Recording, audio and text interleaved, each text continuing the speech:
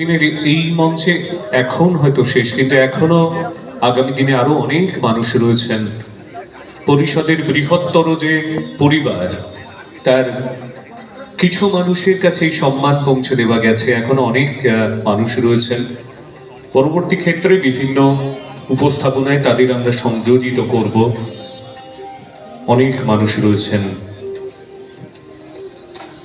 পরিষদের পরিব্যক্ত পরিবারে।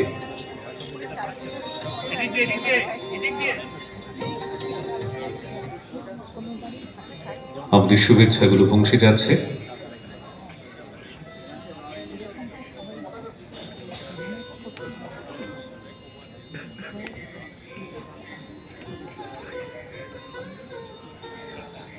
দিলীপ কুমার পাল,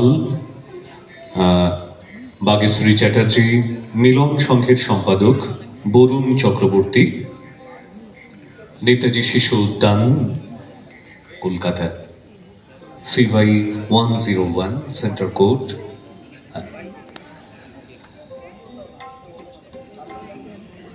আর একটুখানি এই পর্বের তারপরে প্রদর্শন, আপনারা সবাই একটু সঙ্গে থাকুন। তারপরে দ্রুত লয়ে সংস্কৃতি সৈনিকদের আমরা সম্মানিত করব এই মঞ্চ থেকে।